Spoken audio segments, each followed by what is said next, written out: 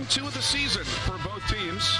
This will be only the second all-time meeting between the two schools. They met back on December 15th of 2014 with the Tigers winning 81-47, and they win the opening tip. Let's take a look at these starting lineups first for the Memphis Tigers. Alex Lomax, Emoni Bates. Jayden Hardaway will start over Lester Quinones, but Quinones will play DeAndre Williams and Jalen Duren. DeAndre Williams off balance, throws it up and in, trying to draw a foul there, and he gets the bucket. Yep, was able to find a kind rim that time, and the Memphis Tigers will continue to play very tough and aggressive man-to-man defense. For the Eagles, Alex Caldwell, Marquis Maltsby, Randy Miller Jr., Chris Monroe, and Cameron Butler. Emoni Bates, a strong showing in his first game.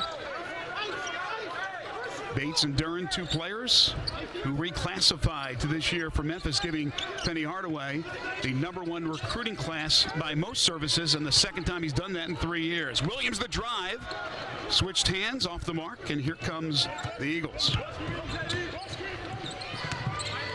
North Carolina Central, coached by the veteran Lavelle Moten, and there's a over and back turnover against the Eagles. Moten has done a magnificent job with the Eagles in his 13th season. He's approaching 200 career wins, 196 and 158.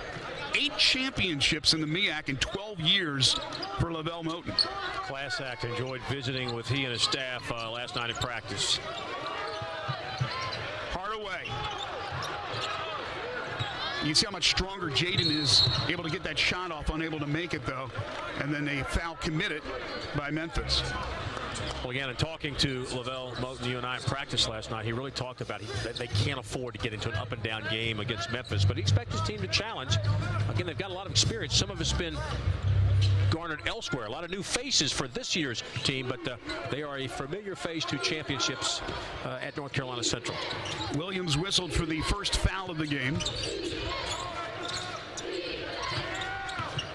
Monroe driving against Bates, trying to split the double team, and Duren gets the rebound. As we mentioned, 6 boards in the first collegiate game for Jalen Duren. Tigers, if they want to be patient, if they can get some good inside looks, they should be stronger and have a definite height advantage inside against the Eagles. Williams was double teamed. Duren tried to tip it in, but mistimed his jump. And then Williams with the reach, and that's going to be 2 against DeAndre Williams. Well, early on, North Carolina Central's quickness and their speed is causing a little bit of problem for the taller Tigers in most cases, but they're not backing down. Again, he says, we don't mind running some, but we don't have to force or take the first shot that's necessarily available. And we do not want to get into an up-and-down game where their defense is creating transition opportunities. Again, Miller takes a good beating there, but again, he's attacking in a controlled, high-percentage way. In football, you would call that a clothesline. Landers Nolley checks in. We call that a hedge. Unfortunately, got the elbow hedge and turnover. Monroe took the extra step as he traveled, and Coach Lavelle Moten not happy. He says, take that shot. You had the shot there. Instead, he took a little stutter step and hands it over to Memphis. Well, they cannot afford unforced turnovers, and that's exactly what that was. That was a mental mistake. Contact there as Alo tried to drive. It'll be before the shot, and that foul will go against Alex Caldwell, coming off that strong performance in his first game. Last year was an absolute disaster with COVID and cancellations and postponements of all sort for this North Carolina Central team, as Landers Nolley, instant offense off the bench, knocks it down, and Memphis has a 4-0 lead. Nolley had 10 in the opening win. Yeah, incredible. Coach Moten talked about last year, 50 days they were unable to do anything due to COVID protocols. Knocked out of bounds off Nolley. Yeah, 50 days, and that includes practices. Yes. So they had a limited amount of practices, only 12, 14 games. They went 5-9, 3-5 in the MEAC. And COVID-19, of course, ravaged every program around the nation, but really did some damage against this MEAC powerhouse. Picked, by the way, to finish 3rd this year. Did get some first-place recognition, though. 3 first-place votes in the preseason poll. Norfolk State, Morgan State predicted to finish above the Eagles in the MEAC race. Caldwell Caldwell for three. Knocks it down. Alex Caldwell with the triple. No points of the game. Greg, no hesitation. He got it and expected to shoot it and was confident in doing so. First points of the game for the Eagles. Cut the Memphis lead to 1. 4-3 Tigers. A lot of respect between these two head coaches. There's a lot of admiration between Penny Hardaway and Lavelle Moten for one another. Hardaway, the up and under for his first points. Tigers doubling up the Eagles 6-3. Well, he talked to us yesterday. We went over to practice to see North Carolina Central over at the Laurie Walton basketball facility. First of all, they were amazed by that basketball facility. Who wouldn't be? Very impressive. But he talked about Caldwell. He's a really good scorer, but needs to know when to attack. Top of the key three. Off the mark there for Monroe. Well, again, as a scorer and a point guard and an assist guy, those are all distinct, different skills. So it does take a little while to understand which is needed and when it's needed. And Bates is fouled in the act by Marquis Maltzby, the 6'3 junior guard from Raleigh. That's, of course, where Coach Moten is from. Yeah, Bates 6'9". He's going to give you a lot of problems. You know, he's got about a 6-7 inch advantage over Maltzby. Can take it outside, can take it inside. You get a glimpse of his raw potential. Again, he's only 17 years of age. Should be playing, senior year in high school. Get reclassified. So got a little maturing physically to do, but you get a glimpse of, again, his skill set, which is a tremendous upside. Team high 17 points in game one. He splits the two as Earl Timberlake will check in for the Tigers. Also, Dontavius King for North Carolina Central. Coach Moten said could be their best player. There's King right out of the box. Gets the kind roll. That's a nice shot. That wasn't easy in traffic. And early on, North Carolina Central has answered the early game question, would they be able to compete? The answer is yes. For how long is the next question? And Penny Hardaway is looking for different combinations to get a pick-me-up. Off the mark was Maltzby from the corner. One and done for the Eagles. Duren had released. They didn't see him. You got to find a way to get the big guy the ball and some touches inside. Nolley had it stripped, but they're going to call foul. I believe they're going to get Dontavius King, and they will. That's a good point. That was the first touch in this first segment for Jalen Duren. We have a timeout on the floor here at FedEx Forum. 15:26 to play in the first half. The Tigers by 2. Back at FedEx Forum, the Eagles of North Carolina Central hanging close with the 12th ranked team in the nation. You see Rasheed Wallace there. Rasheed Wallace and head coach Lavelle Moten of North Carolina Central are the best of friends. Rasheed, before he took this job as an assistant on the Memphis staff, was the head coach at Charles E. Jordan High School, which is located 5 miles from the North Carolina Central campus. So he was there from 19 to 21. But they've had a long budding relationship. And last night when we met up with Coach Moten, he was talking glowingly about his relationship with the former NBA standout. Yep. Rasheed still is a very large man and has a lot of passion for coaching and really pushing young players to be their best. And why would you not pay attention to what the former All-Star would have to tell you? We're going to call an illegal screen on Jalen Duren, his first.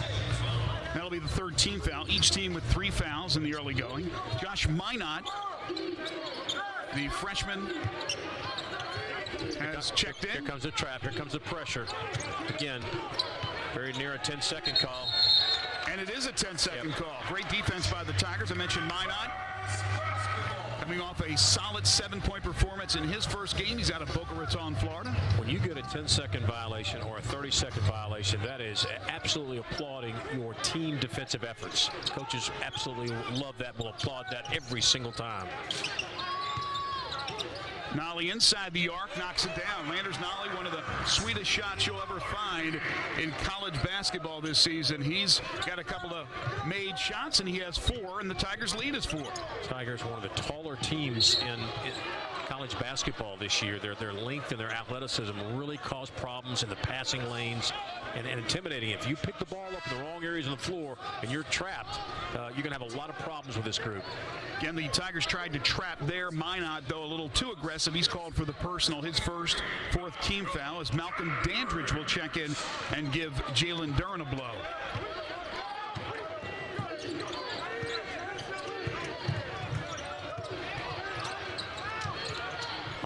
timeouts on that take was Miller Jr. And here comes Memphis looking to run. Timberlake. Nolley for three. And he's fouled in the act. And that foul will go against Caldwell. 3 free throws for Landers Nolley. It's all set up by Earl Timberlake, getting right to the basket, forcing the defense to collapse on him, and knew exactly where Nolley was, kicked it out to him on the wing. We will probably see Earl or make that Eric Boone early, the backup point guard, because that's 2 personals now in Caldwell. Again, Caldwell just too aggressive.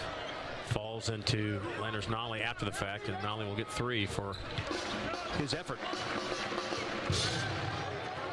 Landers Nolley the second out of Fairburn, Georgia, the transfer from Virginia Tech in his second year with the Tigers. Talked about Lavelle Moten and Penny Hardaway having so much admiration for one another, and that's true. They played close to the same time, but Moten had the great story talking about his godfather taking him to a high school tournament in Raleigh. And his godfather said, "Don't watch so-and-so. I want you to watch this player from Treadwell."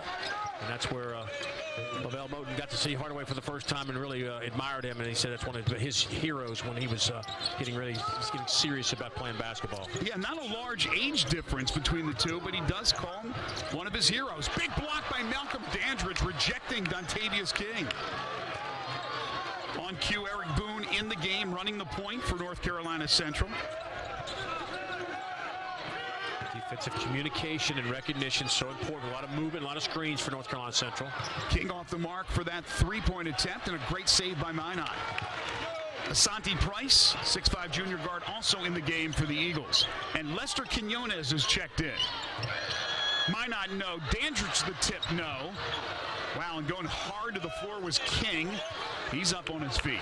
This is where the Eagles are going to have trouble if they don't block out. And that time, got to be some contact there. A lot of contact. No foul, but definitely some physical play. King goes to the right hand. Got the goaltending. It will be. Cylinder. Yep. It'll be against Cameron Butler.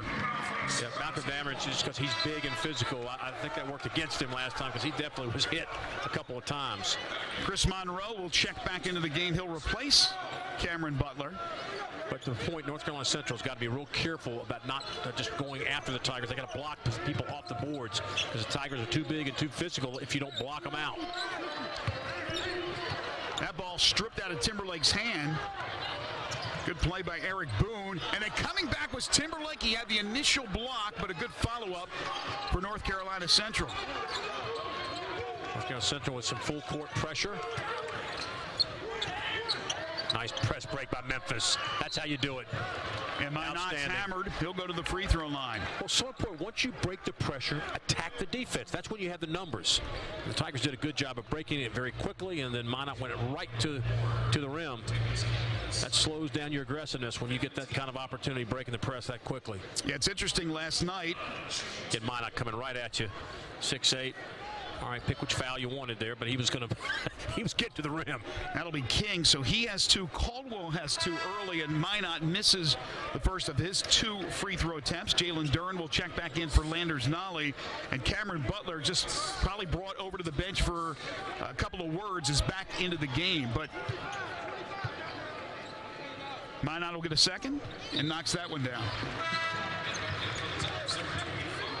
And Jayden Hardaway will check back in. No John Camden available tonight. He only played a minute and change in the opener, but Camden is walking around with a boot on. Nothing serious. Talked to him before the game. He has some sort of callus on his foot, and it's very uncomfortable, so he won't be available tonight. Not sure if he'll be available for Tuesday's game back here at FedEx Forum against St. Louis. There's Quinones with the steal. 1-on-2, a little bit out of control, and they're going to call the block on Eric Boone, so it may have bailed out Lester Quinones, who seemed to be losing his footing there before the contact. Yeah, he did the right thing. He got back to the middle of the floor, which gives him all the options, but he was already stumbling going down. Contact occurs, but good job by Quinones stepping in. Yep, fortunate. But he did the right thing. He tried to get right in the middle, which gives you options to go right or left. As a result, he gets a couple of free throws. In the Axel, he'll shoot 2, as you mentioned. Knocks down the first. Lester had 15 in the Game 1 victory. Did not start tonight. If you're wondering why, Coach Penny Hardaway told us beforehand, just wanted to mix up the lineups, which is interesting. Yep. You could think there might be more to it, but that was his story. That's what we're reporting. And we're sticking to it. That's right. So another 1 for 2 for the Tigers at the free throw line. This one right in front of us. John Albright trying to protect his buddy. It looked good. You put your arms out. I didn't even notice they were here. I didn't have to deliver, thank goodness. Mr. Personality, as I call him, Malcolm Dandridge, who really has a great personality, was coming right at us. That was not going to end pretty for us. No, especially for me. Yeah. The Tigers are 6 of 9 from the free throw line, so they're getting to the free throw line at a pretty darn good pace. Meanwhile, the Eagles have yet to shoot a free throw. 12:40 to play and another foul. This will be the 5th against the Tigers, and it will go against Malcolm Dandridge. By the way, your officials, Doug Schowles, Jason Baker, and Jose Nieves. That was Doug Schowles making that call. He had some pleasantries for us before the start of the game. And Tigers try to get in a trap in the middle. Just a little too much bump there by Malcolm Dandridge. How about the physicality there by Miller? And they're going to call a jump ball. And possession arrow will stay the way of the Eagles. But, boy, Miller just lowered his shoulder and knocked Jayden Hardaway back about 5 feet. Well, I don't think Miller realized he was going into a series of 3 different Tigers that were going to be guarding him down low. There are your officials again. Doug Schowles telling us before the game, listen, we'll come over if we need to, but hopefully we won't have to, as Malcolm Dandridge gets bumped by Miller. So a lot of fouls early on, and that'll be the 7th against the Eagles. Will put the Tigers in the bonus. Malcolm not too happy about that. He's had a couple of hard contacts against him, and he was upset that what he thought was minimal contact was called. But again, the big guys, that's going to happen. Referees do a good job coming in and just calming everybody down. Malcolm is not a hothead, but again, he's had a couple of plays where it looked like he got worked over pretty good, and no call. Good job by officials again talking to Malcolm, just calming him down. So Dandridge will shoot the Tigers' 10th free throw. If he makes it, he'll get the bonus. Well, for the most part, North Carolina Central, to this point, have done a good job of controlling the tempo, not forcing a lot of shots, and really not letting the Tigers get too many transition opportunities. And, of course, that's triggered by not creating or not committing a lot of turnovers that lead direct to transition baskets. In the Tigers' opener against Tennessee Tech, an 89-65 win, Malcolm struggled with fouls, got 4 fouls, and played sparingly in that game. Again, they split the free throws. Eagles trying to end a drought that's nearing 3 minutes. They haven't scored. Nearly a turnover. And a big rejection there by Dandridge. And then in the face of Cameron Butler. Let's hope that doesn't escalate. I mean, he got right in the face of Butler. Well, again, here's the Tigers' depth. We talked about their height. 7th largest or average size team in America. Malcolm Dandridge at 6'9", redirects that into your front lap if you're sitting on the front row. Under 10 on the shot clock. Fall away 3 by Monroe. Eagles struggling from the floor, just 21%, and Emoni Bates slamming it down, and the folks here at FedEx Forum on their feet. Wow.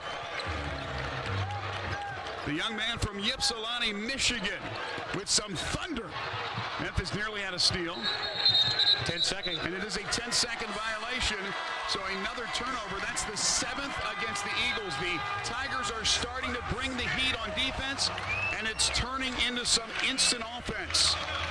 Tigers lead now double digits as Emoni Bates slams it down with authority. North Carolina Central, 5 turnovers over the last 4 minutes and 20 seconds. The Tigers have turned that into points, and they now lead it by 10. I mentioned earlier, Doug Schowles, one of the officials, told us before the game, hopefully I won't have to come over and talk to you guys, but he actually did during that break. Yeah, he was just talking about, look, we had to talk to guys about warning them about rough play. Again, that's one of the many areas of emphasis this year: hand checking, body bumping, post play, screening, traveling, and flopping. Again, they're trying not to have such physical play, which could lead to altercations. Good job early by the officials, talking to the players, warning them, calm down, everything's going to be okay. Always liked it when the officials would talk to you. Of course, they're always telling me not to foul. Alex Lomax back in the game. He's on the floor with Emoni Bates. Lester Quinones make that Jayden Hardaway, Jalen Duren, and DeAndre Williams. There's Hardaway from the wing for three. Won't go. And a strong rebound there by Cameron Butler. Oh, lazy pass there. Quinones slams it down off the turnover. Number 8 for the Eagles. It's a lackadaisical pass, and give Quinones credit. He's right there on the spot. Monroe, Butler, Caldwell back in the game with his 2 fouls. Maltsby and Miller Jr. on the floor for North Carolina Central. 11 to play in the first half. Alongside John Albright, I'm Greg Gaston. And Jayden Hardaway gets the steal right in front of us. Hardaway trying to split the D, throws it up and draws the foul. Boy, that would have been something if that went. Shades of his pop right there. Really has done a remarkable job with his conditioning and strength. He's in much better shape this year. Splits the defenders, makes sure he gets the foul. Reach in by Boone. As coach told us yesterday, Eric Boone, that has some of the fastest and quickest hands in college basketball, in his opinion, said really watch. Does a great job of anticipating him, very quick. Jayden with his first start at Memphis tonight. And this is on his first attempt. Wholesale changes for both teams, including the return of Marquis Maltsby. Maltsby from Raleigh. There's a couple of players from Raleigh on this team, and that's the connection with Lavelle Moten, who's from Raleigh. Of course, the Raleigh-Durham area is where the school is, but he says 2 or 3 of these guys he's known their entire life. Jayden splits the 2. A lot of kids like playing close to home. That's certainly through the years been an important cog for Memphis, although Penny is able to recruit more nationally. But not a bad thing to play close to where you grew up and where you're probably going to stay the rest of your life. A lot of advantages in that. Chris Monroe, Maltsby, and the walk-on Chris Daniels, who has not appeared yet in this game, all from Raleigh. Tigers really attacking defensively. Tough shot.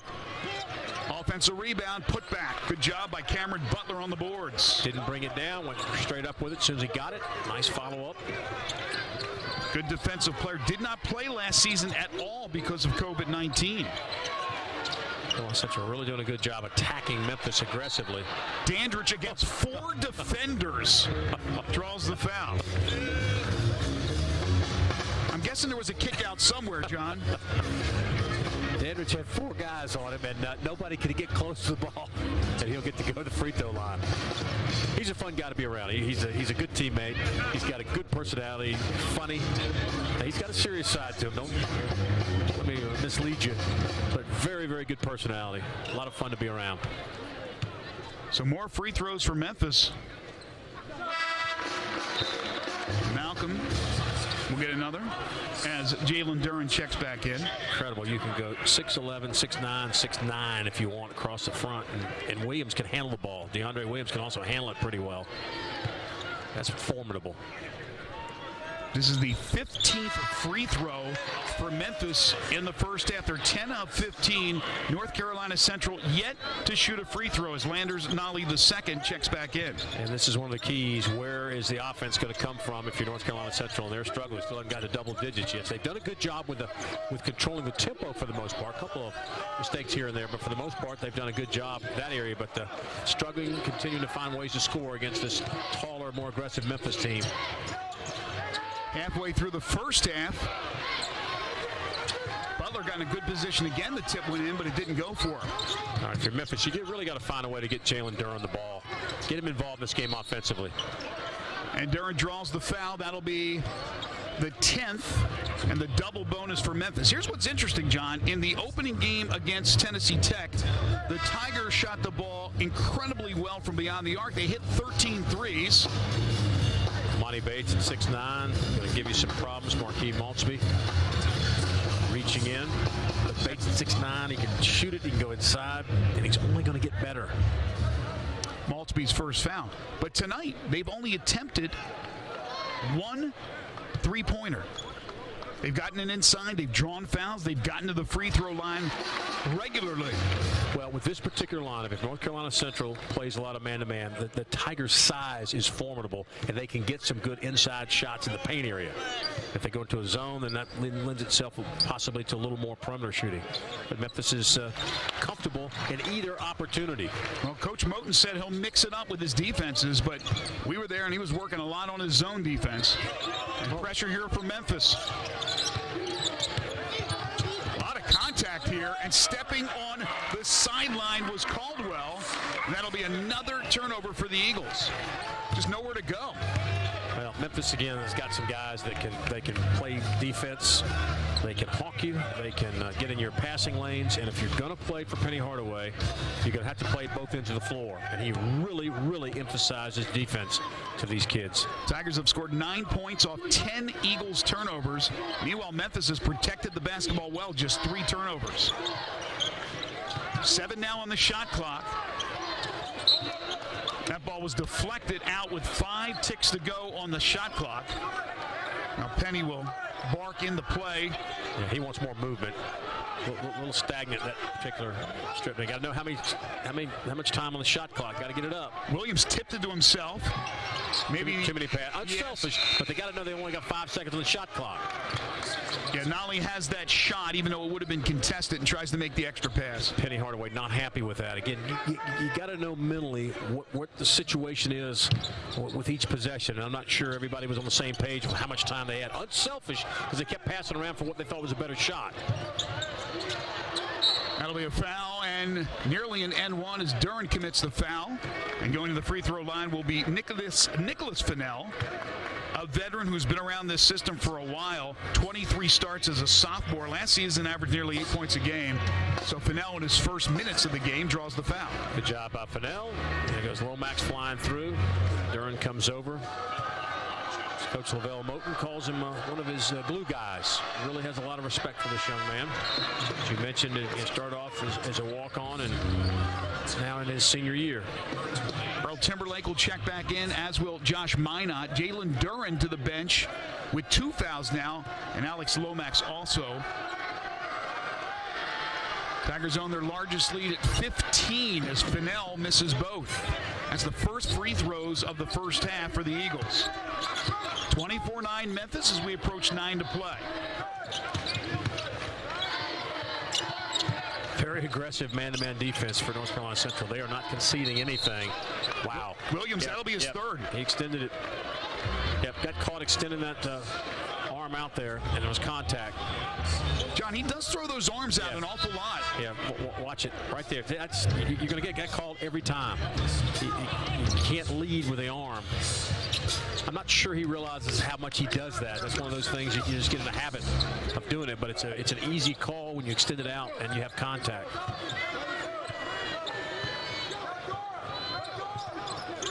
North Carolina Central committed 21 turnovers against Richmond. They have 10 so far tonight. Yeah, Caldwell hit that first basket early on, and he's been quiet offensively ever since. Quinones got the block. And then Timberlake fights for the loose ball and a great outlet to Bates. Bates one-on-one, a lot of contact, and he'll go to the free throw line. Yeah, Bates too quick. Good idea by Marquis Maltsby, but he'd never established guarding position, was moving. You can move, but you got to establish legal guarding position initially. He never did. He's still moving, never got there. Contact occurs, and that's an easy call. But how about the job that Earl Timberlake did on the rebound and then the outlet pass? Again, that's a guy that's playing guard for you, 6'7". And he is not weak. He's a strong young man. Very strong. Coming back for some surgery, so I don't think he's back to 100%. Certainly not the form we'll see from him later in the year, because the Tigers really like his upside. Randy Miller Jr. checks back in. Like Tyler Harris, who we have not seen tonight yet for Memphis. Randy Miller started at North Carolina Central, transferred to Indiana State, and what did Coach say? The grass is not always greener on the other side. He came back to play for him. Yep, sometimes it's not what you think. And where you had it, you didn't realize how good you had it till you left. nice that the door was still left open. Emoni Bates is at 5 of 6 free throws. He has 7. Landers Nolley II off the bench, also with 7 to lead the Tigers. Tigers just harassing and really giving North Carolina Central trouble. Most of that 30-second shot clock was spent trying to avoid the Tiger pressure defense. And he gave the pass to Miller with just 2 on the shot clock. Oh, the alley-oop effort right there from Bates, a little too tall for Earl Timberlake, who tried to bring down some thunder here at FedEx Forum. Tigers on a 6-0 run over the last 2.5 minutes, 14-2 over the last 5 and change. They lead it 26-9. Memphis has held North Carolina Central to just 9 points so far in the first half and lead it 26-9. Well, I love this experience versus age graphic that our crew put together. Emoni Bates, Jalen Duren, beginning the season at age 17, born in the 03-04 season. Born in this century. Larry Brown, born in 1940. By 03-04, Brown had won 238 NCAA games, the 1988 National Championship, 1,000, make that 1,109 wins in the ABA and NBA. And then months after Bates and Duren were born, Brown and Rasheed Wallace go on to win the 2004 NBA title with the Pistons. How about that? That's a lot of air miles. A lot of games. And Coach Brown still is enthusiastic about coaching and being around the kids as ever. We already talked about Rasheed Wallace, how much he still has passion and really loves coaching and challenging the guys to get better. Top of the key 3 by Fennell. And that's well off the mark and out of bounds. How much do you think a young man today playing the game of basketball has to be reminded of somebody of Larry Brown's, let's just say, maturity about what he accomplished? How much homework has to be done? Do you have to Google his name? Well, you might, but again, when you're around Coach Brown, he's got a very good demeanor, with the kids. He's kind of the quiet guy that's talking to them and really, positive. He's a very positive. But again, if you don't know about his accomplishments and what he's meant to the game of basketball, you need to look it up because it's pretty. Also, was an outstanding player at North Carolina. We don't talk about that so long ago, but was an outstanding player for Frank. Whoa! Timberlake, believe for Minott, who brings down the rain with that big-time jam. What a vertical that young man has. And Minott has his first bucket, 3 points, great assist from Timberlake. And the Quinones from behind will commit the foul. That time Caldwell created that foul. Quinones was out of control, and he just stopped and let him get going. Nice move. Good pass from Timberlake. Minott, he's impressive. And it started with a great no-look pass from Bates to Timberlake. Dontavius King will check back in with his 2 fouls, and Caldwell will go to the free throw line as North Carolina Central's in the bonus. Memphis with 18 fouls. North Carolina Central still trying to get into double figures. Offensively, they just have not been able to find a way to score. King got the rebound, and Timberlake commits the foul. You got a box out there. King, a good job getting the board off the miss from Caldwell. The Eagles scoring drought now has reached over 3.5 minutes, 3:37 to be precise. Timberlake actually fell down. That's tough on him. Right. But you've got to make the call, otherwise that's a turnover on King. That was not Timberlake not doing anything intentionally. He just happened to hit the deck, didn't know where the player was. And if you don't make that call, then that's a violation traveling on King, so it's no choice. Still in single digits. That one's in and out for the former College of Charleston player who transferred to North Carolina Central. Timberlake to Minott, and that one the Tigers thought may have deflected off King, but the officials say no, and it's a turnover for Memphis, just their 6th turnover. Malcolm Dandridge will check back in for Memphis. Actually, 7th turnover. They committed 17 in the win over Tennessee Tech, and I know Penny was not happy about that. Well, he talked to us a little bit about that pregame, just saying that, in his approach, which is positionless basketball, you're going to have more guys handling the ball than the designated guys, of previous, schemes. So you're going to have that potential to have more. You got to understand what your responsibility is with the ball. Caldwell for 3. Front iron, no, and look at Bates. Long rebound, top of the key 3. Wow! Emoni Bates doing it on both ends. Got the rebound, dribbled it down the court, hit the top of the key three. That will keep you up watching a lot of tape, that particular move. Not looking forward to having playing against that. If you're an opposing Tiger opposition. Offensive foul. That'll go against Randy Miller Jr.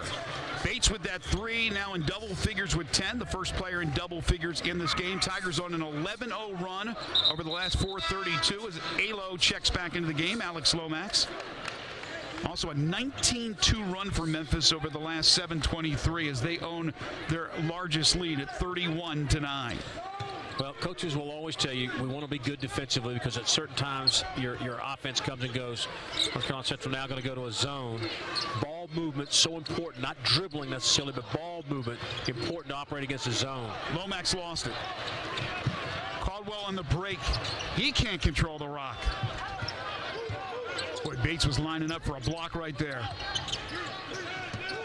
Memphis just doesn't give you time to relax. Again, they continue to push you out further than where you want to operate. Really do a good job of forcing you from where you want to set up on the floor.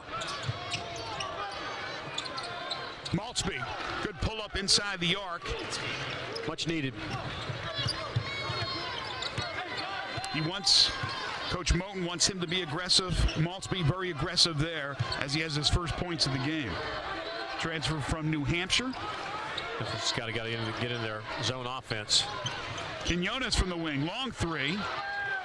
And Maltsby is aggressive with that rebound.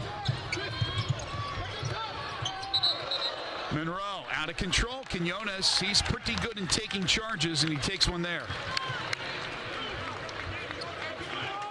Once again, the Tigers' defense steps up. Hadn't been a flashy night for the Tigers offensively, but their defense has just been suffocating. They've done a really good job. And here's another example. Monroe, maybe a little bit of acting there, a little contact, but Quinones took away the baseline, and that's the first thing that you've got to do for an offensive player. Can't give up that baseline. 6 different Eagles have committed 2 fouls in the first half. The Tigers turn it over on the no-look tip pass from Dandridge to Minott. DeAndre Williams saddled with 3 fouls in the first half, and then Dandridge with a reach. And that'll be free throws for Maltsby.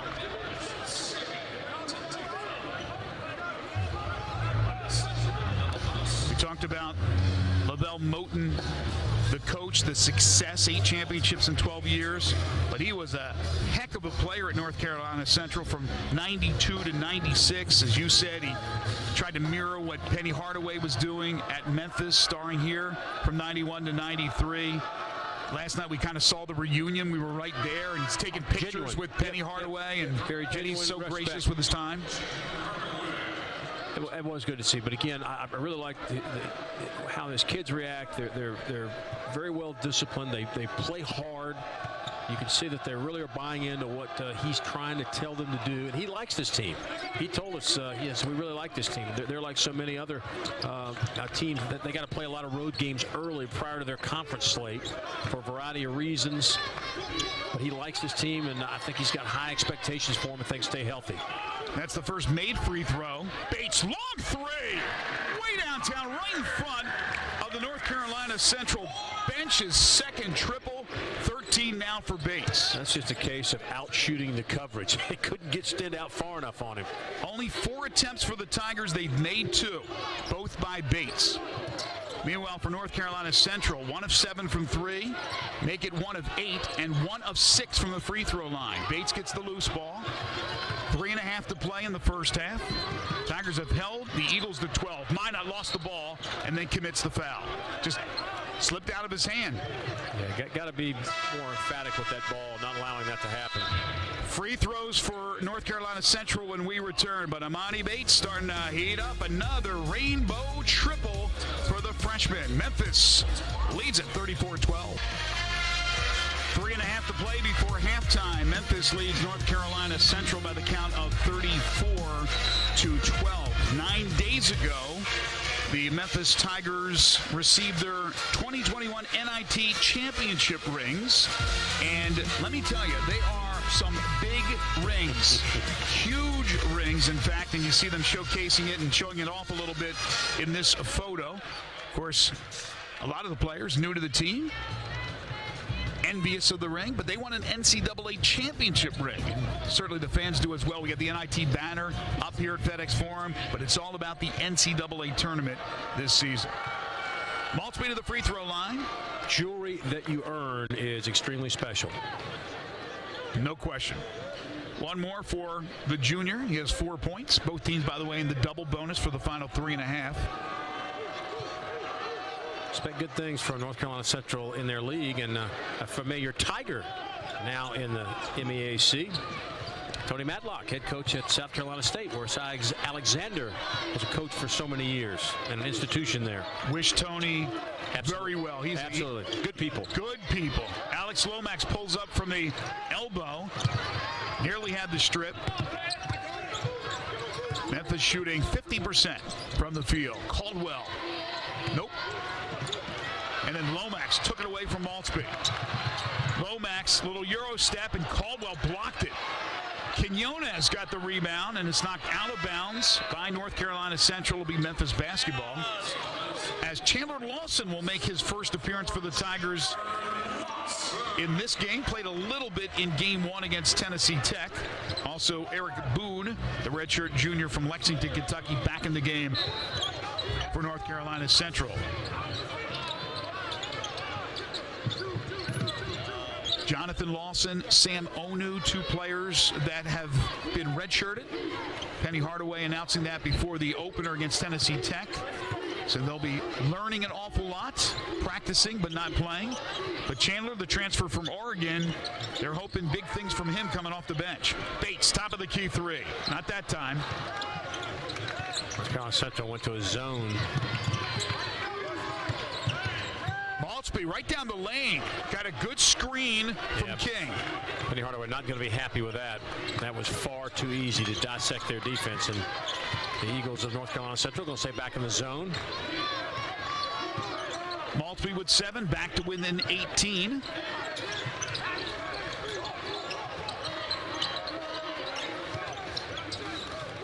Nolley. No hesitation on that decision to pull the trigger.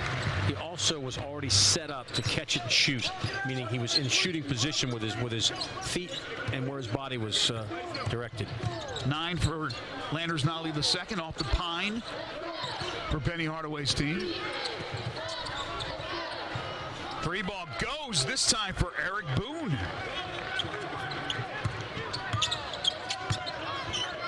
Transfer from Georgia Southern. Started 21 games at Georgia Southern last season. Lawson, boy, they converge on him. Nearly get the steal. Nolley. Strong rebound by Asante Price. Lavelle Moten, he is absolutely coaching intensely, really challenging his kids to compete. Well, another straight line lay-in, this time by Boone. Couple of easy buckets, and Penny Hardaway not happy with that defense. Lead cut to 15. Boone with 5, the big 3 and then the 2. But Maltby and Boone, conga line layups. And again, this is a different combination. Chandler Lawson just checked into the game. Well, this is the first time we see this 5 on the floor. Penny Hardaway, and you see his record in his 4th season as the Memphis head man. I haven't said that in a long time. Every now and again I slip, but this is part of the challenge. When you have the different combinations and as many different players that are going in and out, how do you keep everybody on the same effort level? 40 minutes is hard. It's probably impossible, but that's the goal. When you come in, you got to give me your effort. The execution is going to come and go, but the effort cannot be. He was very upset at the ease of a couple of the baskets that North Carolina Central put together. And for North Carolina Central, you have to be pleased if you're Lavelle Moten. Again, they were stuck on 9 for what seemed like forever. Still got a long way to go, but they've climbed back into the game, only down by 15 now. Tigers shooting performance against Tennessee Tech. We have a horn that goes off inadvertently, but the shooting percentage against Tennessee Tech was 59.3% in the win over Tennessee Tech, the Golden Eagles, not to be confused with the North Carolina Central Eagles. 4th best shooting performance in a game since 2010-2011. Tonight, shooting 45% from the field, but nearly 60% from the field. Of course, the Golden Eagles and the Eagles still in the Eagle family, so it's okay to say that. The clock is now fixed, 1:01 to play in the half. They had it at 10 minutes and 10 seconds.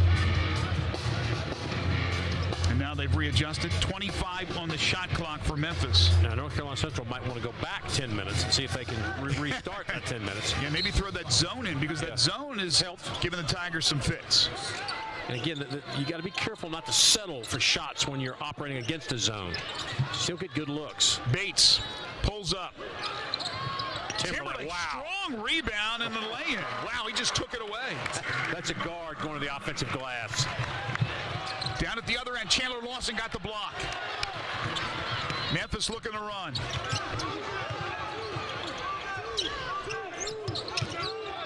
Timberlake trying to split the defense. Somehow he got it to Chandler Lawson, who missed the reverse.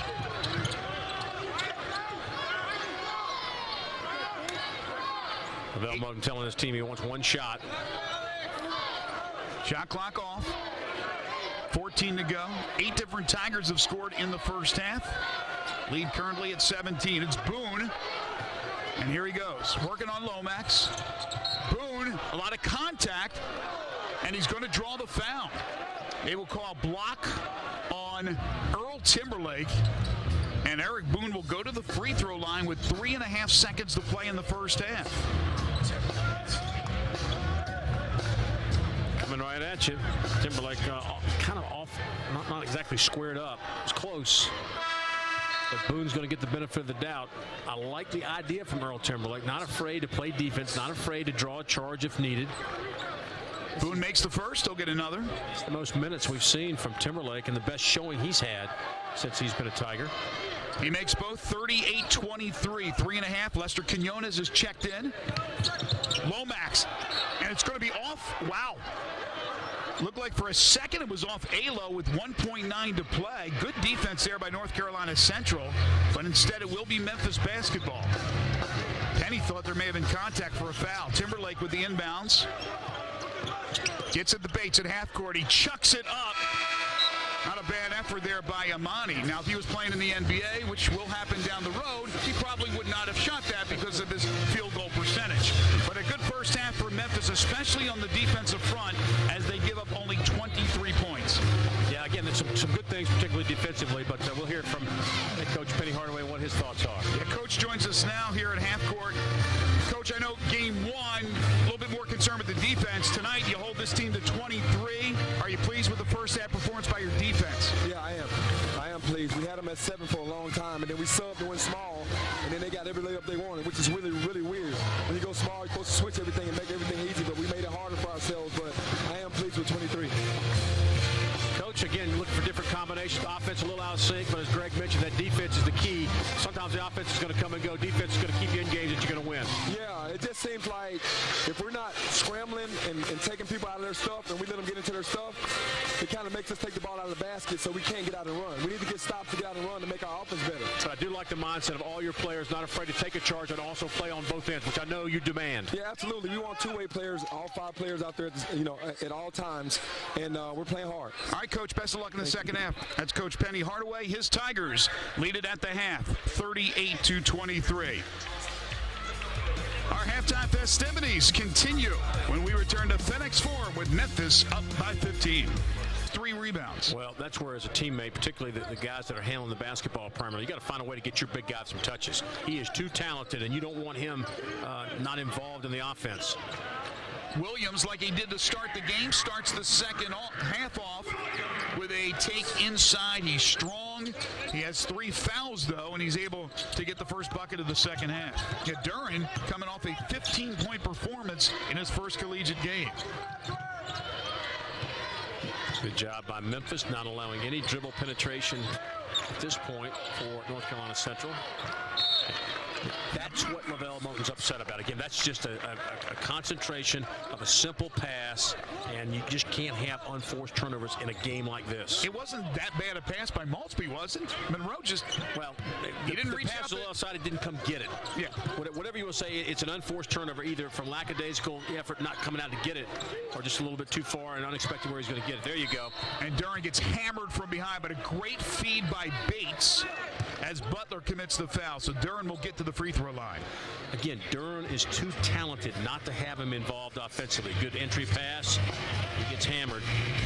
Again, he's 6'11". He is a very talented offensive force inside. And even if he's not scoring, you want him touching it down there, because he's going to get 2 or 3 guys that are going to collapse on him.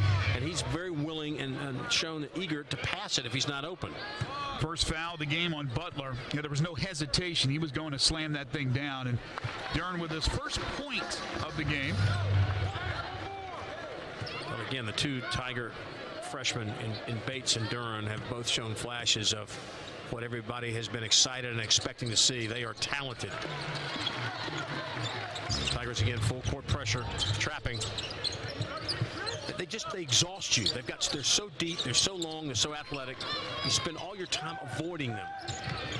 And you get by one, there's 1 or 2 rim protectors waiting on you. And they're so long. Yeah. Now again, that'll change as competition gets better. Everybody will have comparable parts, and then we'll really see how good they are. Miller misses. Duren gets the rebound. But Penny Hardaway and company are going to make you play both sides of the court if you're going to be a Tiger and play significant minutes. Tigers turn it over. Caldwell blocked from behind by Duren, right into the hands of Butler, and was rejected again by Memphis. How about that? Again, just when you think you've got a breakaway, you've got Mr. Duren that's just out waiting for you. Again, good job by Caldwell. Gets there, hesitates just long enough. Duren has a volleyball blast, and then the second wave of Tiger defenders alters a shot. Tip drill, Memphis has it. 3-on-2, Lomax with the ball. Bates was calling for it from the wing. Not that time for Emoni. Emoni now 3 of 6 from the field, 2 of 4. Good hustle by Williams. 4-on-1 for Memphis. Duren is fouled, count it, and he'll draw the foul and go to the free throw line. Well, Duren gets a lot of credit because he hustled down the floor to enable an opportunity to pass. Bates takes the defender. No way that Chris Monroe can guard both those guys. He reaches over, not in time, and Duren's hustle is rewarded quickly. He's got a chance for a 3-point play, which will give him 5 in the contest. Yeah, making his presence felt here after a quiet first half. Strong start to the second half. Memphis up to 8 blocks in this game. Duren completes the old-fashioned 3-point play. And again, with the made free throw, the Tigers can employ their full court pressure, trap it in the corner. That's a kick ball. You just cannot take it over in the corners like that. The sideline and the baseline act as additional defenders. It's basically 4 people are on you. You can't go to the baseline if the Tigers take that away, and you can't go to the sideline. Then you got 2 big guys that are on you as well. Got to get it to the middle of the floor quickly. Boone in there now for Caldwell. Boone had some good minutes in the first half for Lavelle Moton's team. Memphis has now equaled its largest lead of the game, 45-23. Again, we played half the shot clock, and North Carolina Central just now really starting to attack. That's what that defense does to you. Monroe, back heel of the rim as it's off the mark, but an offensive rebound by Boone. Second chance opportunity. Whistle as Maltsby attempts the 3. And that foul will go against Lomax? No, I think they called it on Bates. Bates. Yeah, they called it on Bates, but not during the act. Yeah, wait for the play. I saw 1. I didn't know if it was going to give him a 0 or not. First against Bates in this game. Boone got it tipped away by Bates, who came over, and Lomax comes away with the steal. Lomax drives, gets drilled, hits the floor hard as Dontavius King commits the foul. But again, that's old school basketball. If you're going to commit the foul, make sure they don't score the basket. A couple of fouls actually, and he hit him in the Lomax face, gets hammered by Dontavius King. Lomax is tough. Halo bounces up. I'm surprised they're not going to take a look at this, though. So Alex Lomax, who has yet to score, a couple of rebounds and an assist for the senior. With everybody getting that extra year of eligibility, John, it's still conceivable that Alo plays one more year after this season at Memphis. So from middle school to high school to college, he could have been with Penny Hardaway for 12, 13 years. That's why Penny Hardaway really likes him involved so much. Lavelle Moten with the technical. Yep. He is not happy. The mask is down. He's barking at Jason Baker. Lomax, after making those free throws, will attempt the 2 technical foul free throws. Little free throw practice for Alo. Does or can Penny Hardaway claim him as a dependent?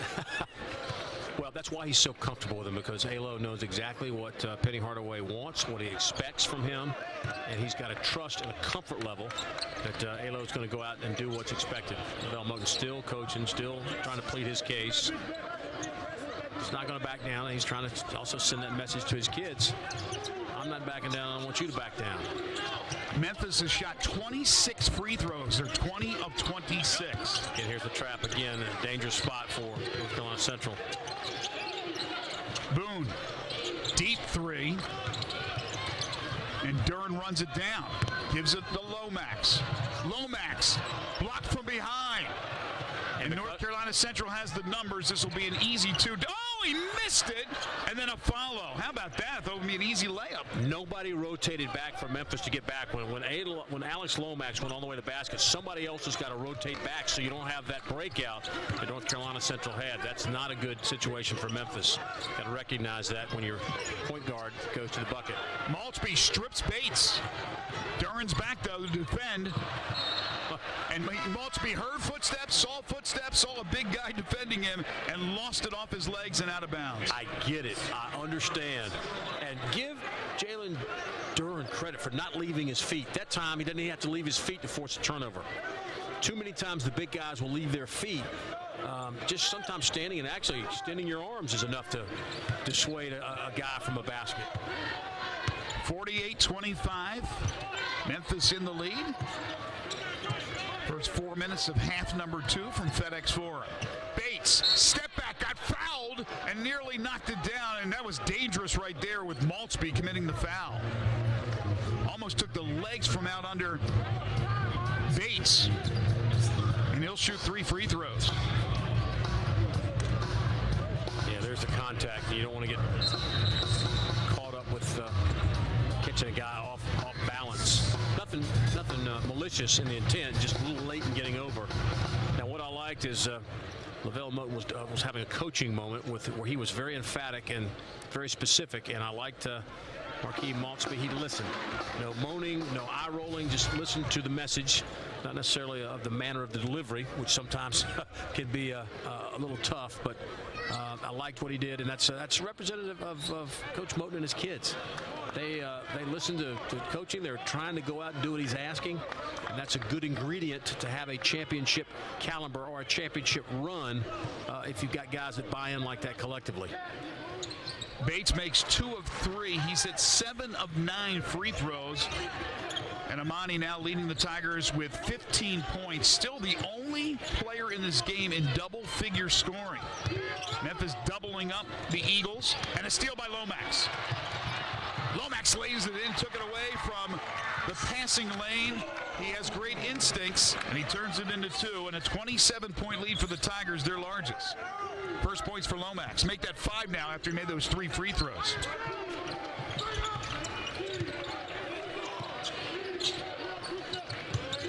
Nicholas Fennell off the bench. He'll check in. Next stoppage for North Carolina Central. Step back. Maltby for 3. Backboard. That's it. 2 on the shot clock. Boone's going to have to put it up. And went off Timberlake, and they corral the loose ball. So 20 more here for the Eagles.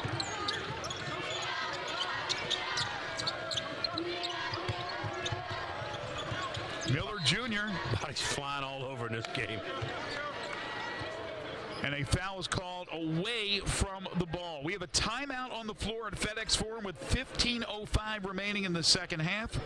The Tigers, with a good start to the second half, outscoring North Carolina Central 14-2, thanks in part to the thievery and the finish by Alex Lomax.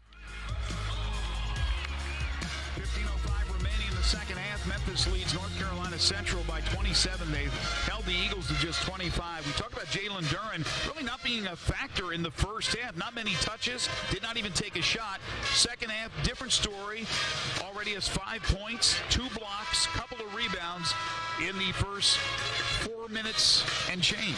Well, if you're looking for a positive, the fact that he wasn't really involved in the first half, yet the Tigers still control the game, gives you an idea of how deep this edition for Penny Hardaway is for the Memphis Tigers. They are deep and they are talented. Speaking of deep, Tyler Harris makes his first appearance. Corner jumper there by Chris Monroe. Off the mark, make it Asante Price. And then Williams got a block. Duren climbs the ladder. Here comes Bates. Memphis looking to run, and then a foul is committed by Fennell. Probably a smart foul there, but that'll be 6 against the Eagles already. Memphis has shot 29 free throws. They're just relentless against this size differential. They're able to get to the rim basically when they want to. Creating a lot of problems for North Carolina Central inside. Next foul will put the Tigers in the bonus, and there's Tyler Harris. Still holds the Memphis freshman record for threes, 79. Left Memphis, went to Iowa State, and has returned as a walk-on for Penny Hardaway's team. Williams doesn't take a lot of three-pointers. Duren the rebound, and he's fouled. So back to the line goes Memphis, and Jalen Duren back to the free throw line, looking to add to his 5 points. So we're talking about the size differential in this game. Memphis. Yeah, Jalen Duren, 7 foot. Take your pick. He's got a couple of fouls.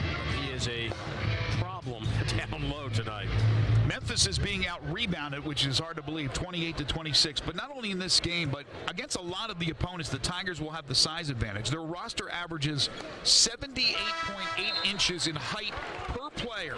That's tied for 7th tallest in the nation and tops in the American Conference. Lester Quinones checking back in for Memphis. Again, he did not start tonight. Jayden Hardaway got the start. So that's over 6.5 feet. Captain Math. Wow. Stanford, believe it or not, is even taller. They're the tallest. There you go. 79.5, yep. Right on cue, he got the rebound, Williams, but he got it stripped from behind. Out of control. And Memphis takes it away. Timberlake. They have the numbers. Williams, alley-oop, and Duren lost control of it. Boy, it wasn't a bad pass. He just lost it, John. Now, this is not what North Carolina Central wants to get caught up in. They score, but this is the tempo concern that Lavelle Moten had. Game starting to get a little out of hand. If it goes on the track meet up and down, it will be a problem for the Eagles. Good take by Eric Boone, though, off the bench. He has 9 to lead the Eagles. By the way, King, that's Dontavius King now with 4 fouls for North Carolina Central. DeAndre Williams, the only Tiger, in a little bit of trouble with 3. Zone defense by the Eagles. Timberlake, nice feed to Duren, and he slams it down. Boy, I thought it was going to get blocked by Price, but he just overpowered him. Nice feed by Tyler Harris. That was not an easy play that Duren made look simple. You look up, all of a sudden, Duren's got 8. Near steal by Williams. Oh, he does get the steal. He's able to keep it in right in front of us. Alley-oop for Duren. Harris for 3 from the wing. Nothing but net, and a loud applause for one of the fan favorites from Memphis, Tyler Harris.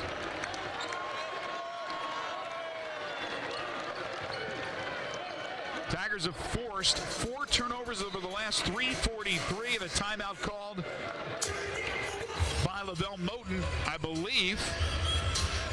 There it is, a timeout. 12:59 remaining in the second half. Memphis has opened up their largest lead. They lead it by 31. Her feet are planted. Her face is poised. Yes! Did I hit it? Hit it! You destroyed it!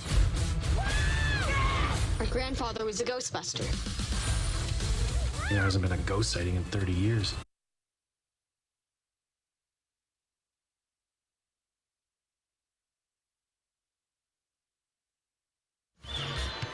All right, so no timeout. They called a technical foul on Memphis, and Randy Miller makes both. And Doug Schowles, we'll see if we can get a word from the official as to what just occurred.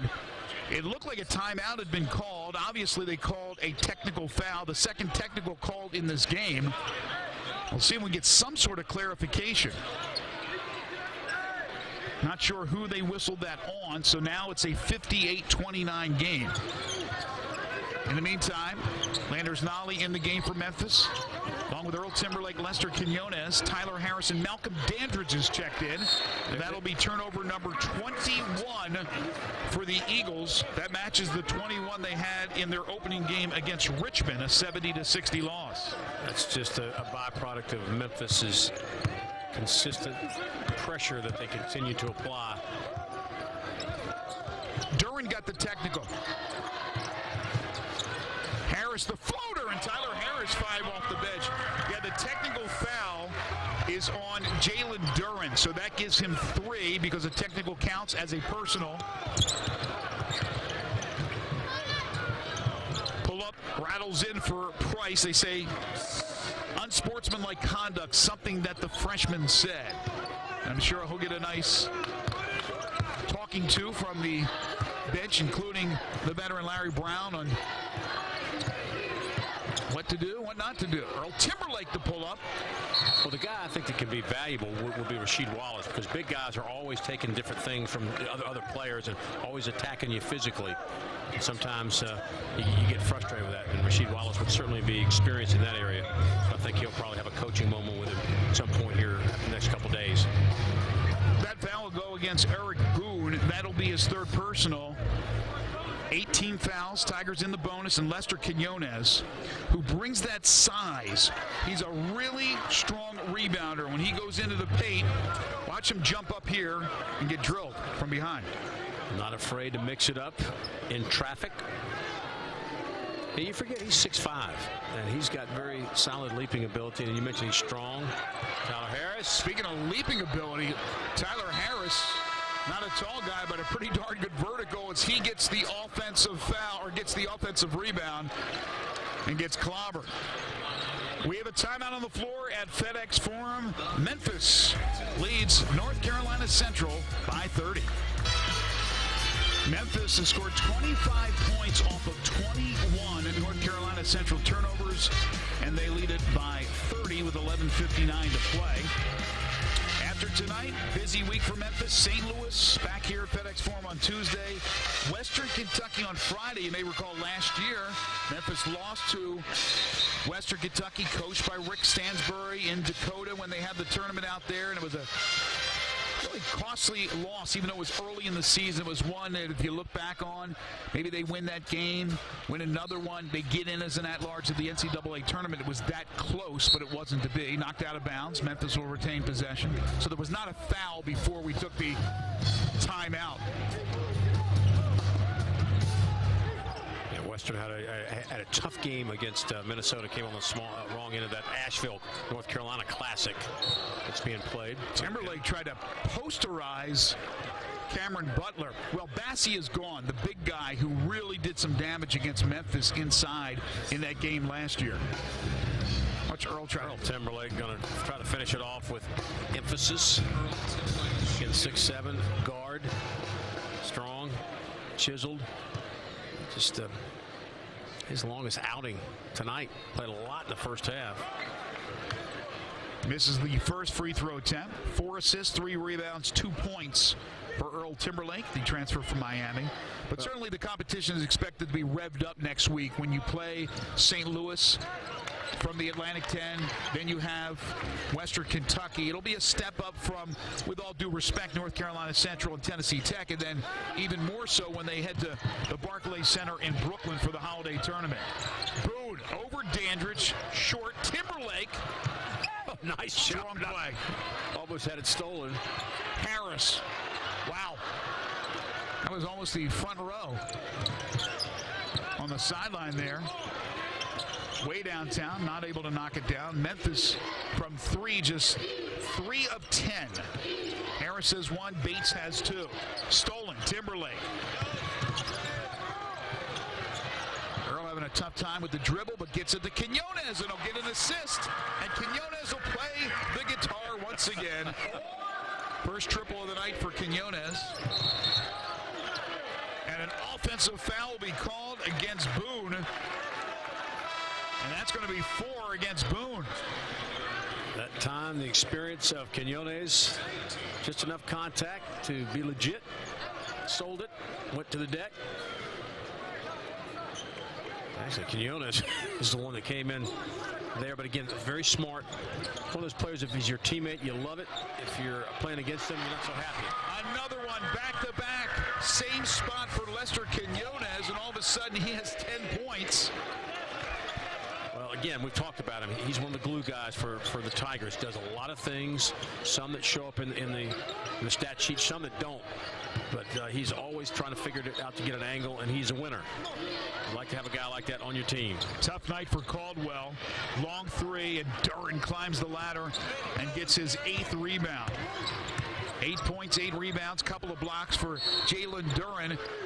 And Timberlake is fouled. Memphis already in the double bonus.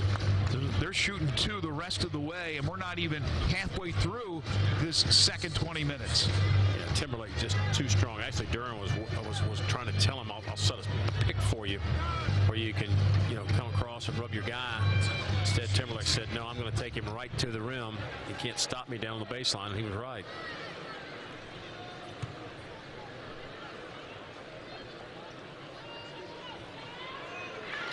Gets the kind bounce on the first. One more for Earl. There's Larry Brown trying to get him to follow through. And checking in for the first time for North Carolina Central, Samuel Keita from London, England. Transfer from Salt Lake Community College. He's been dealing with an ankle. 1 and 2 for Timberlake. Memphis with 37 free throws. And Quinones will be called for the foul guarding Nicholas Fennell. So good chance, the way this is going, Memphis will probably be up around 50 free throws for this game. Well, different nights are going to bring about different circumstances. We talked about Memphis each game stepping up the competition a little bit. Next week will be a much better test and evaluation for where these combinations are. And then after that, really, you're going to have your set, group in rotation, that 8 to 10 deep that you like to play with regularly for your trip to the Barclays Center, and Virginia Tech is your opponent. Strong defense by Memphis. North Carolina Central unable to inbound the basketball, and a 30-second timeout is called. It's going to be a full timeout with 10:23 to play in the second half. Memphis up 69-31. Memphis on a 9-0 run over the last minute and 39 seconds. They now own their largest lead at 38, 69-31. 23 on the shot clock for North Carolina Central, 10:23 on the game clock. Tadarius Harris in the game for the Eagles. Good pass and a block by Duren from behind. That's his 3rd. He works so hard, and then Duren just redirects it. And out of bounds, it'll be off Memphis. Fans disagree, but Doug Schau's making that call. Minott, though, all the skills in the world, but he's got to get stronger. And you saw him after the block by Duren pick up the ball, and they just knocked it out of his hand. Well, game speed is so much different than practice speed. Your decisions have to be immediate, correct, and you got to be aggressive. 3 freshmen on the floor for Memphis. In Bates, Duren, and Minott. Go along with Nolley and Timberlake.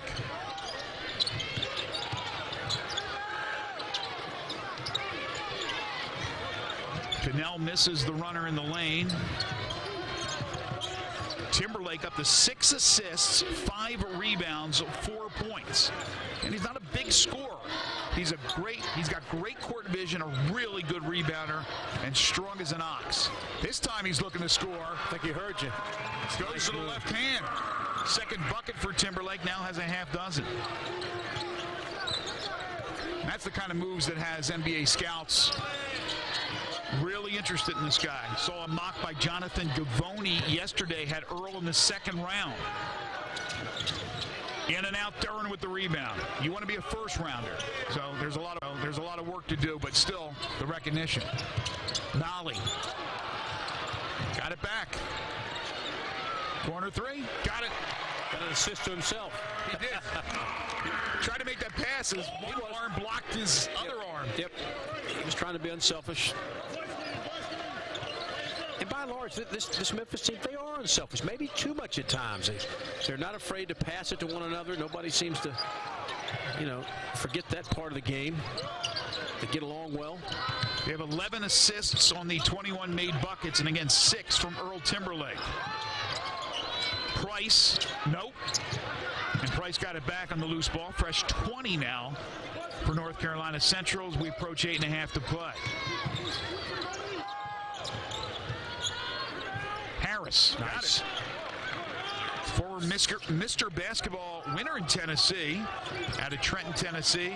He's had a foot injury he's been dealing with, but he'll be a guy that certainly Coach Moten will be calling upon. Minott, great feed to Duren in the finish. Boy, a pretty pass from Josh Minott. Once again, the Tigers finding the open teammate. And all of a sudden now 4 different Tigers in double-figure scoring, led by Emoni Bates with 15. Landers Nolley II with 12, 10 each for Duren and Quinones. Fennell. And went off of Bates' hand and out of bounds. And it will be North Carolina Central basketball when we return. The Eagles just 2 of 19 from beyond the arc. Memphis shooting 52% with 7:48 to play in the second half. The Tigers now lead it 76-33. 16-2 run for the Tigers over the last 4 minutes and 14 seconds. They've hit their last 5 shot attempts and now lead it 76-33. And all of a sudden you look up at the numbers. They've hit 6 of 13 from 3, coming off a 13 3-point performance, a 13 makes in the 89-65 win over Tennessee Tech. So Memphis can beat you inside, they can beat you outside as well. Well, again, this is the second game, a game that they're expected to win big, and they've just been methodical. They just don't give you a chance to relax. Constantly pushing you away further defensively than where you want to set up offensively. You got rim protectors. They got a lot of different guys that can score. Very unselfish. Minott the steal. And Bates lost it, so Memphis turns it right back over. 24 turnovers for the Eagles and 15 now for Memphis. And I know that certainly upsets, and they turn it over. They turn it right back over. 3 turnovers in about 5 seconds. No, they actually say no. Thought he stepped over the line there for a second, but then they gave the ball to Fennell for the inbounds. But the point is, Penny Hardaway is not happy with double-digit turnovers. He wants the number to be under 10. They had 17 in game 1, and right now they're sitting at 16. Well, again, so many are unforced or unnecessary. Some of that just, non-familiarity with teammates. Guys not expecting a pass or something like that. They're going to get DeAndre Williams over the back on the rebound attempt. That's the 4th against Williams. Number 5 against Memphis. So 20 seconds on the shot clock. Again, coming right back. Central. Tigers crashed the board, couldn't come up with it.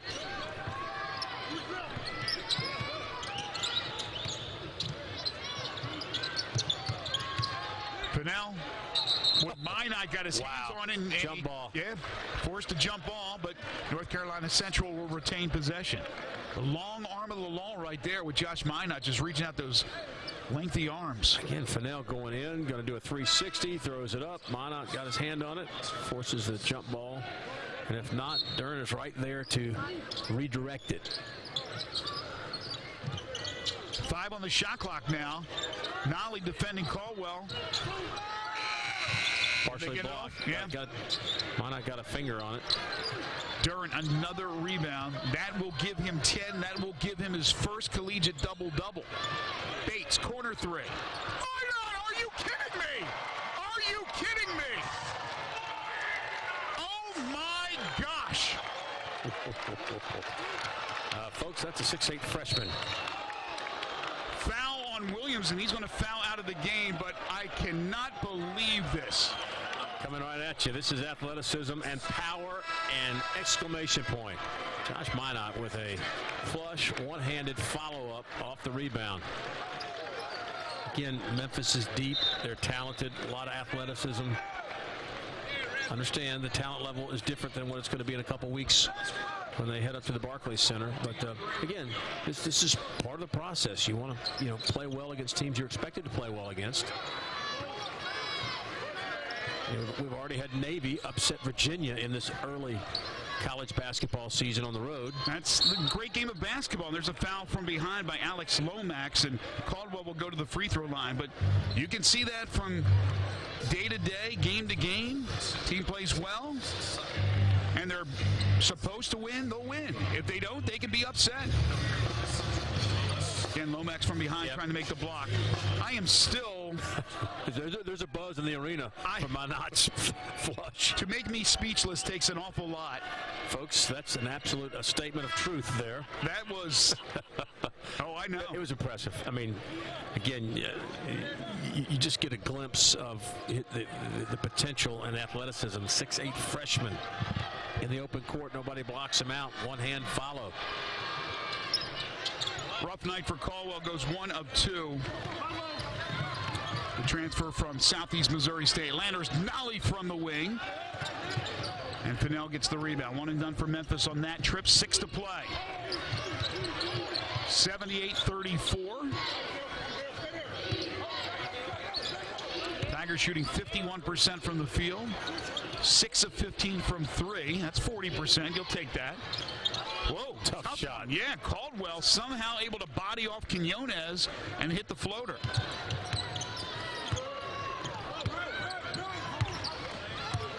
Just 6 for Caldwell, his second made bucket. Minott. That's a tough pass. Lomax gave him that pass in traffic, and as he's trying to distribute it to Quinones, he runs over a defender. Boone will check back in for North Carolina Central. So you got Caldwell and Boone on the floor at the same time. A couple of point guards, good ball handlers for LaVelle Moton's team. Well, as a player now, coaches still pay close attention, even if the game's out of hand, who's competing, who's trying to do what we ask, and how much effort you're putting forth. And everybody on the floor right now for North Carolina Central is still on board with all of those. That's a sign of good coaching and good kids trying to do what you're asked them to do, even though the outcome has long since been out of doubt. 6 on the shot clock. Long-range 3 for Caldwell. Keita trying to get the offensive rebound, and he is fouled. And they're going to call Quinones. That will be number 3 on Lester. So Minott with 4 fouls. Quinones, they're going to call Minott instead of Quinones on that one. Quinones was arguing with the official. Contact. And yeah, they give it to Minott. Keita goes down hard, yep. So Keita to the free throw line. Junior forward out of London. Ankle injury has been giving him some problems, but seeing his first action of the season tonight. Misses the front end.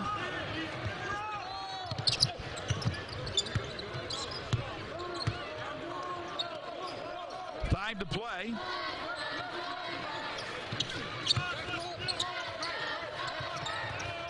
Jayden Hardaway!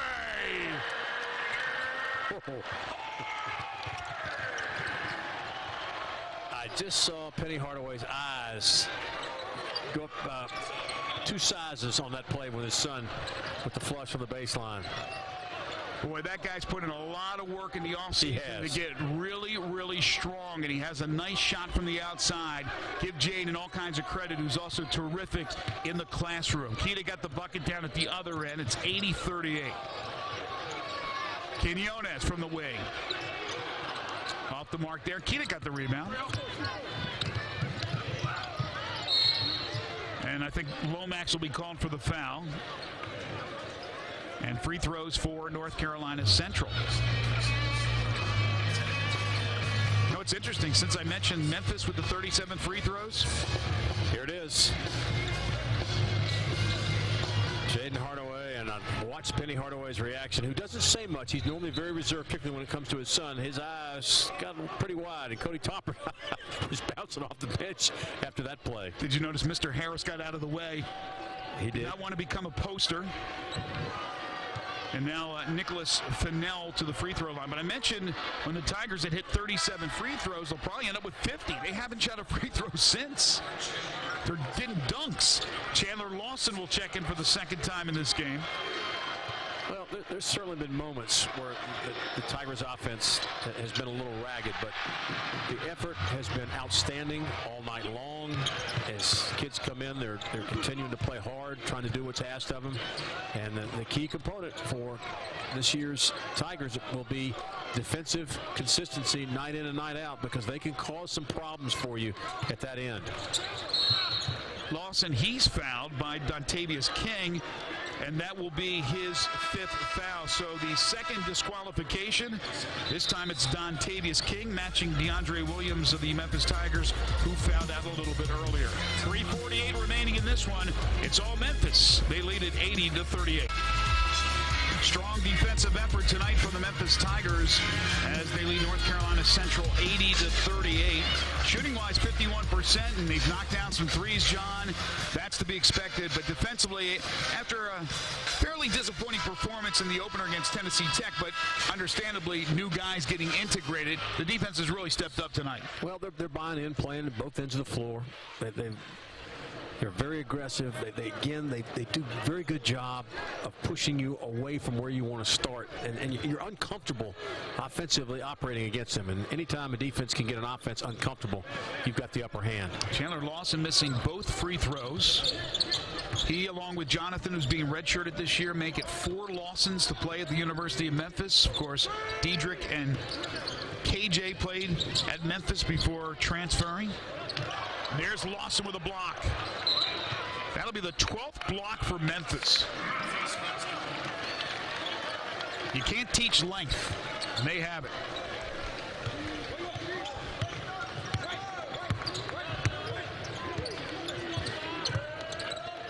Tigers trying to get Tyler Harris back in the game.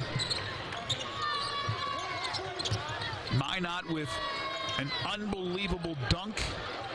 Lawson off the mark, and Minott, Johnny on the spot, lays it in. Jayden Hardaway, big-time thunder as well in the second half. Minott now with 7.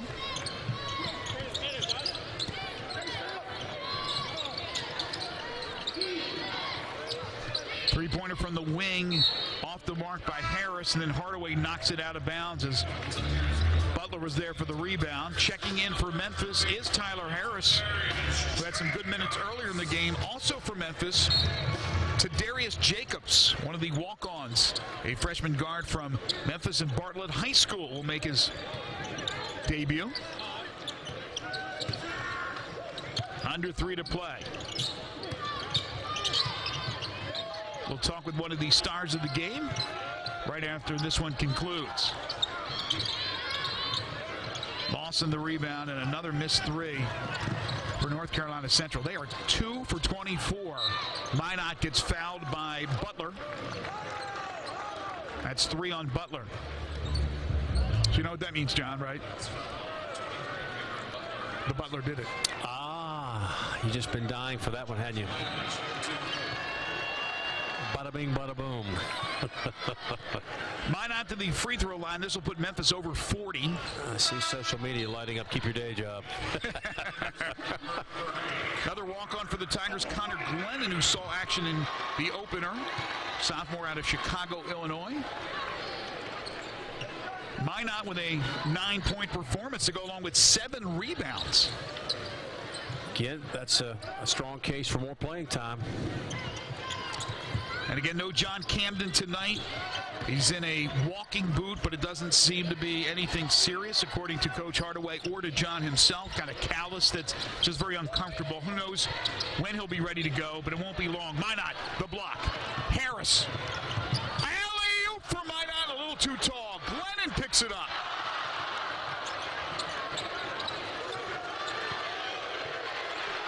Connor Glennon, a fan favorite, I would imagine. Oh, great no look to Lawson, and he's fouled.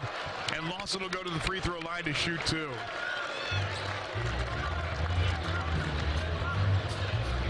So another chance for Chandler to score his first points with Memphis. Transfer from the University of Oregon, played 2 years with the Ducks, had 20 starts, played in 59 games. Experience. Still looking for that first point.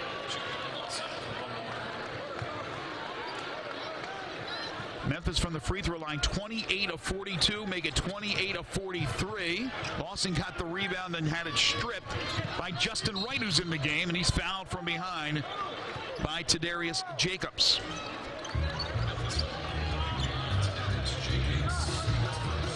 And Memphis getting ready for a visit from two very capable teams this upcoming week, as St. Louis will be here on Tuesday and Western Kentucky on Friday before Memphis heads for the Thanksgiving holiday to New York, Brooklyn to be exact, in the Barclays Center. It'll be a very good test. Tigers will take on the Hokies of Virginia Tech, and then Xavier and Iowa State on the other side of that. Wright, the freshman, actually the sophomore, played 12 games as a freshman. So that will be Landers Nolley II going up against his former school in Virginia Tech. And Tyler Harris possibly going up against his former team in Iowa State. That is true. With his current team, Memphis. That's a foul on Wright, so Harris will go to the free throw line. So maybe they still will get to 50. 43 now. These next two will get them to 45 free throws tonight. North Carolina Central shot 19 of them. That's a lot of free throws, John.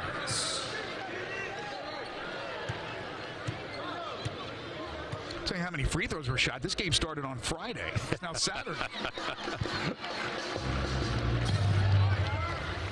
Harris with a half dozen. Well, it has been an active day for you and others with your football duty earlier in the day. Yeah, it was a tough loss for the Tigers in overtime, falling to East Carolina. So now at 5-5, Tigers are going to have to win one of their last two to become bowl eligible. Jacobs gets the steal. Harris for three. Oh, boy. When it rains, it pours.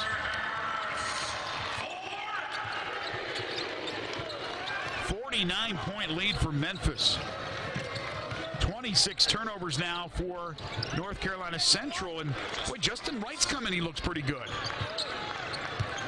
It's the jumper from inside the paint, and we got under a minute to play.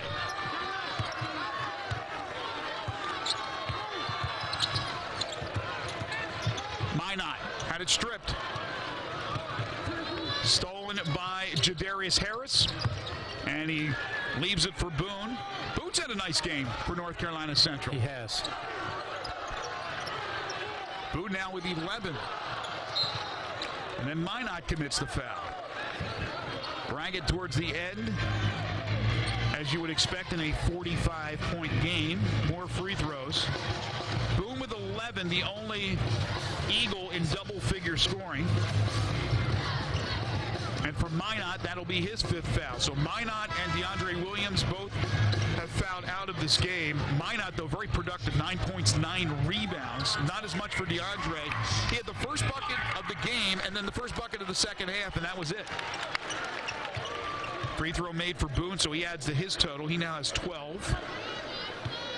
Well, again, the Tigers are deep enough where they have the luxury that they don't have to have the same guys contributing every night to equate to a win. You can have some different players stepping up in different fashions each night.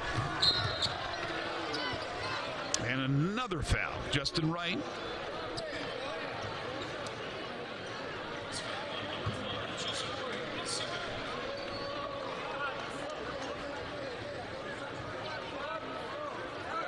Harris will shoot free throws.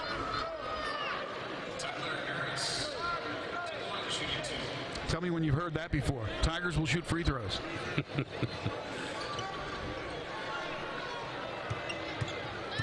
Tyler Harris double figures. We've seen that before. It's just been a couple years ago. Yeah, he could light it up. Well, he's going to be a situational player, and he's one of these streak, guys. When he gets going, he can light up the three, and there'll be nights where that's counted on and needed. Just again, another luxury that you've got an offensive player of his potential. If you gotta have him in a particular situation. 11 for Harris. Bates 15, and then Lawson commits the foul. 12 for Landers Nolley II, 11 for Tyler Harris, 10 each for Jalen Duren and Lester Quinones.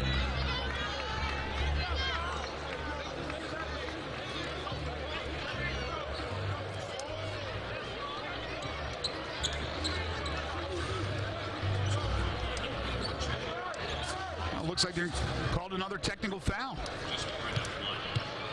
as Wright will go to the free throw line. Yeah, getting a little ragged at this end. Just want to get out of here now with nobody injured.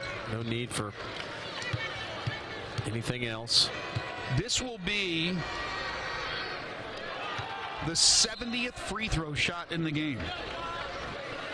Wow. If you like free throws, you've come to the right place. That's right. You've watched the right game.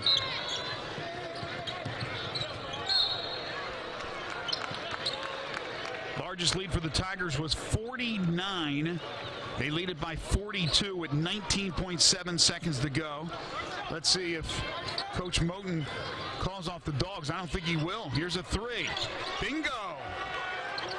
Justin Wright is giving them a lift. It's going to be too little too late, but that's nice to know you have that type of performance in your back pocket for North Carolina Central, who we expect to be very competitive in the MEAC. But the Memphis Tigers win this one going away, final 90-51.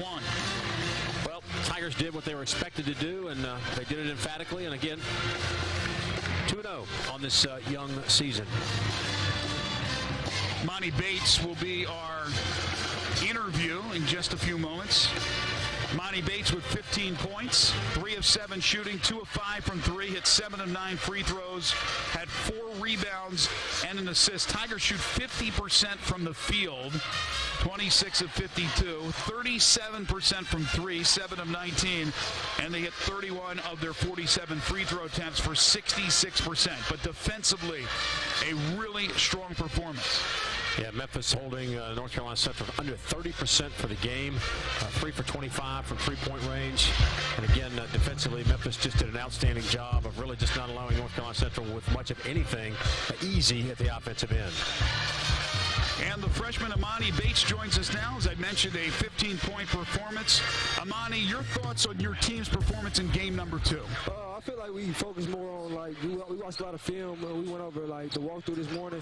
So I feel like we just locked in on both ends of the floor, but really focusing on our defensive end. Really, that's what we brought into tonight. That's why we was able to turn them over as much as we did. Emoni, any surprises at the college level? Yeah, but really not really, because I've really been playing up like my whole life, so I'm kind of used to like the physicality of the game. Like Obi Jims with my big cousin, big brother, so it's like really just get my body right every day, working with coach, and just trying to learn as much as I can. Emoni, we know you can dunk the ball, but I got to get your thoughts. How good was that Josh Minott dunk? Yeah, it was crazy. When I missed the shot, I was more happy for him. When I missed the shot, I was happy for him. Well, listen, congratulations on the win. I know you got a big week coming up against St. Louis and against Western Kentucky. Get some rest. Yes, sir. Appreciate it. Thank you. That's Emoni Bates. Again, a strong performance as the Tigers put 5 in double figures. Well, impressive. Again, he came in with high expectations. He has delivered, as has his freshman teammate, Jalen Duren. And this is a team that's got a lot of different components, a lot of talent, and should be a lot of fun to watch as this season unfolds. And again, the Tigers getting ready for, I would think, a level up in competition after the wins over Tennessee Tech and North Carolina Central. With all due respect to them, St. Louis is certainly a tough out. They will be here on Tuesday. That will be our next broadcast on ESPN+. It'll be a 7 o'clock Central Time tip-off from FedEx Forum. And then Friday, they will take on Western Kentucky. So the Tigers win it, going away 90-51. Well, mission accomplished. This is exactly what Penny Hardaway everybody wanted to see, a solid 2-0 start to the season. They've done that. Tigers do it on both ends. Hit 50% of their shots, played great defense as they get the W. For analyst John Albright, who always does a spectacular job, I'm Greg Gaston saying so long from FedEx Forum. The Tigers a winner tonight by the score of 90-51. By the way, this team had 12 blocks in this contest. All games airing on the ESPN networks are streaming live and archived on the ESPN app. This has been a presentation of ESPN.